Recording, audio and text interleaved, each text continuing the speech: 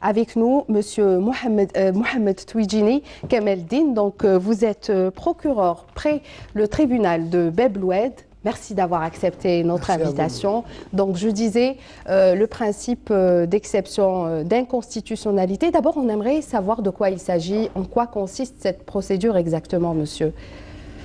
Eh bien, tout à fait, comme vous l'avez précédemment dit, madame, que c'est un mécanisme juridique récemment introduit dans la législation algérienne par la révision de la Constitution de 2016, en son article 188 plus précisément. La loi organique numéro 1816 du 2 septembre 2018 est venue concrétiser ce principe constitutionnel. Ce mécanisme juridique consiste en le fait que l'une des deux parties à un procès peut, lors de ce procès, si elle considère qu'un texte législatif dont dépend l'issue du procès ou du litige touche à ses libertés fondamentales prévues par la Constitution, elle peut en demander l'examen par la production de cette exception d'inconstitutionnalité. Est-ce que, par exemple, cela veut dire qu'il y aurait des lacunes dans le système juridique si on fait appel à cette procédure, M. Touidjini? Cette procédure est prévue dans les démocraties les plus avancées. Faire appel à cette procédure ne veut pas dire nécessairement qu'il y a des lacunes dans le système juridique, puisque la conformité des lois est faite par le Conseil constitutionnel systématiquement. Cette procédure est au contraire un moyen de renforcer les libertés et les droits individuels et publics du citoyen. Et donc, parlez-nous des procédures. Alors, la partie prenante doit s'adresser à qui et comment, par exemple? Donc, on peut produire une exception d'inconstitutionnalité devant une juridiction, qu'elle fasse partie de l'ordre judiciaire. C'est-à-dire un juge? Non, l'ordre judiciaire, il y a deux ordres judiciaires en Algérie. Il y a l'ordre judiciaire et l'ordre administratif. L'ordre administratif, c'est les tribunaux administratifs. Et l'ordre judiciaire, c'est les tribunaux normaux devant lesquels vont les gens pour rester en justice. Dans les deux ordres, judiciaire ou administratif, la personne partie au procès peut faire une exception d'inconstitutionnalité. La procédure pour faire cette exception est très simple. La personne, si elle considère, comme je l'ai précédemment dit, que ses droits fondamentaux, ses droits constitutionnels sont touchés par ne sont pas conformes à la Constitution. La loi qui va être appliquée et qui va déterminer l'issue du litige touche à ses libertés individuelles, si la personne considère ainsi, elle peut produire cette exception. Elle doit la produire, alors sur la forme, elle doit la produire par un écrit indépendant de l'instance initiale, qui doit être motivé et écrit. Elle la présente au juge devant lequel est exposé le litige. Le juge va trancher immédiatement et sans délai la recevabilité ou non de l'exception d'inconstitutionnalité. Il ne va pas voir le fond, c'est-à-dire il ne va pas dire que la loi ou le texte législatif qui a fait l'objet d'une exception d'inconstitutionnalité est conforme à la Constitution. Non, il va dire que si cette loi, si cette exception d'inconstitutionnalité est recevable ou pas. Est-ce que le juge est seul habilité à être habilité à juger de l'irrecevabilité ou non de cette exception d'inconstitutionnalité? En fait, le juge de première instance décide de cette recevabilité immédiatement. Donc il est le seul à décider? C'est dépendant du stade de l'instance. Parce que cette exception peut être présentée devant le juge de première instance, elle peut être présentée devant le tribunal criminel, elle peut être présentée en matière pénale, en matière civile, en matière administrative, elle peut être présentée devant la cour d'appel. Tout dépend de l'instance juridique auquel est soulevée. Devant laquelle est présenté le litige. Le litige. C'est elle qui peut trancher la recevabilité de l'exception. En revanche, dire que la loi ou le texte législatif en question est anticonstitutionnel ou conforme à la Constitution ne relève que du Conseil constitutionnel, qui est la seule instance habilitée à trancher sur cette question. Et est-ce que ça concerne des domaines bien définis? Est-ce que les affaires relèvent d'un domaine, par exemple, social, économique, ou bien ça touche toutes les affaires? C'est l'ensemble du corpus juridique qui peut faire l'objet d'une exception d'inconstitutionnalité, aussi bien sur le pénal, aussi bien sur le civil, aussi bien sur l'administratif. Quand on dit civil, c'est toutes les matières relevant du civil, le commercial, le foncier, le civil, les prud'hommes, et ainsi de suite. Quand on dit le pénal, c'est toutes les matières relevant du domaine pénal, c'est-à-dire les infractions, contraventions et crimes. Et qu'en est-il du tribunal criminel, justement? Est-ce qu'elle est appliquée, cette procédure juridique? Elle est applicable parce que la loi, comme vous l'avez déjà dit, la loi organique 1816 du 2 septembre 2018 n'entrera en vigueur que le 7 mars 2019. Donc, techniquement, c'est possible de faire une exception, de soulever une exception d'inconstitutionnalité devant le tribunal criminel. Et une fois que la requête est acceptée et reçue, comment est réglée l'exception d'inconstitutionnalité et dans combien de délais?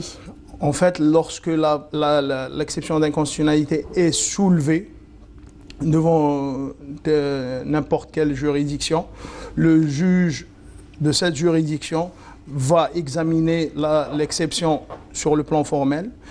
Les conditions de forme sont que l'exception doit être présentée par un écrit distinct et motivé. L'exception d'inconstitutionnalité doit porter sur un texte législatif dont dépend l'issue du litige, que le texte législatif n'a pas déjà été déclaré précédemment par le Conseil constitutionnel qu'il est constitutionnel.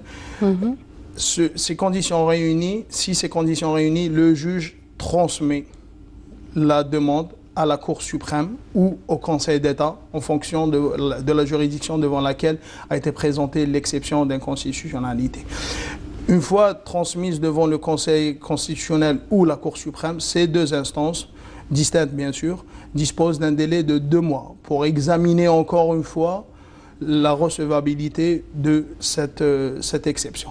S'ils considèrent que le caractère, que cette exception présente un caractère sérieux et qu'elle réunit les conditions précédemment citées, ils vont renvoyer cette exception devant le Conseil constitutionnel qui va lui trancher sur le fond et dire que tel ou tel autre texte législatif est inconstitutionnel ou pas. Et le cas échéant, est-ce que la personne peut faire une deuxième requête si par exemple après un refus? Lorsque la personne introduit une demande, une requête d'inconstitutionnalité, elle soulève l'inconstitutionnalité d'un texte législatif, elle dispose des moyens légaux pour refaire, si elle refait, lorsque le Conseil constitutionnel se prononce, il faut dire que la décision est notifiée au Conseil d'État, à la Cour suprême, qui en informe la juridiction devant laquelle a été soulevée la question d'inconstitutionnalité, l'exception d'inconstitutionnalité, et la décision du Conseil constitutionnel est publiée au journal officiel de la République algérienne démocratique et populaire. Très bien. Est-ce que cela ne va pas amener le Conseil constitutionnel à modifier certaines lois par rapport justement à des requêtes soulevées quand il y a trop de demandes sur un sujet bien défini? En fait, là, c'est une projection, madame. Pour le moment, la loi n'est pas encore entrée en vigueur. Très bien. L'avenir nous dira la position du Conseil constitutionnel. Ce qui est sûr, c'est que ce mécanisme permet aux citoyens qui va devant la justice de participer activement à la juridique quant à l'inconstitutionnalité de textes législatifs. Très bien. Et est-ce que, donc, vous venez de le dire, elle sera appliquée, elle entrera en vigueur le 7 mars prochain. Oui. Est-ce que vous êtes suffisamment prêt, justement, pour l'application de ce nouveau mécanisme? En fait, il y a eu un colloque national sur la question, il y a 2 mois de cela, au Centre international de conférences avec la participation de hautes personnalités nationales. Il y a un travail de vulgarisation et d'information par rapport à cette exception d'inconstitutionnalité qui est faite activement par le ministère de la Justice. D'ailleurs, il y a des colloques régionaux qui sont organisés régulièrement. Par exemple, la semaine passée, il y avait un colloque à Alger, dans la région centre. La semaine d'avant, ou 15 jours avant, il y avait un colloque, une réunion régionale à l'Est. Et aujourd'hui même, il y aura une réunion régionale à l'Ouest. Toutes ces réunions sont transmises par visioconférence instantanée à l'ensemble des cours de justice qui dépendent du ministère de la Justice. C'est-à-dire que chaque réunion régionale est transmise en simultané par visioconférence à l'ensemble des magistrats qui assistent au niveau des cours de justice dont ils dépendent. Donc bien sûr, l'objectif étant d'informer et vulgariser davantage sur les principes d'application de ce mécanisme. Vous savez, l'Algérie n'est pas le seul pays, il y a des pays qui sont beaucoup plus en avance. On citera à titre d'exemple la France. Donc le Conseil constitutionnel français enregistre chaque année pas moins de 200 saisines sur l'inconstitutionnalité de la loi et n'en accepte qu'une soixantaine. À votre avis, comment ça va être pour le système juridique algérien? Tout à fait, en droit comparé, le système français d'exception d'inconstitutionnalité, d'ailleurs appelé QPC, question prioritaire de constitutionnalité en France, comporte un certain nombre de saisines. Pour nous, pour l'heure, on ne peut que se projeter après l'entrée en vigueur de la loi. J'espère que ce mécanisme permettra un renforcement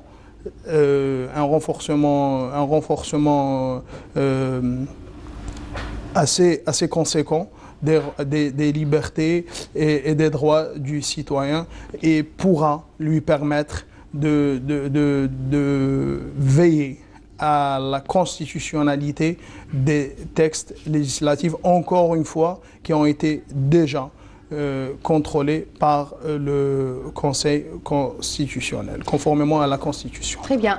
Monsieur Touidjini, de par votre expérience, à votre avis, ça va concerner quel type d'affaires le plus? Par exemple, vous traitez beaucoup plus quoi? Vous traitez quel domaine d'affaires? Vous savez, au niveau des tribunaux, nous, et au niveau des instances judiciaires en général, on n'est pas spécialisé dans un certain type d'infraction. Par exemple, pour le cas du droit pénal, on n'est pas spécialisé. Mais je voulais dire les plus courantes. À votre avis, ça va concerner quel domaine?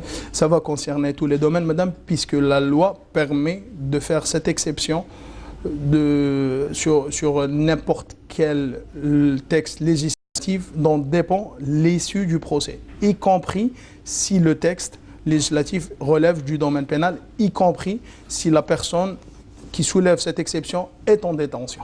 Très bien, merci. Donc je rappelle, Monsieur Touidjini, que l'exception d'inconstitutionnalité est avant tout une disposition qui relève du souci du président de la République, Abdelaziz Bouteflika, en vue de promouvoir davantage les droits et les libertés fondamentales pour l'édification d'un État de droit. Merci d'avoir accepté notre invitation. Je rappelle que vous êtes procureur principal près le tribunal de Bel-Oued. Voilà, c'était l'invité de la matinale. Je vous retrouve. C'est à vous.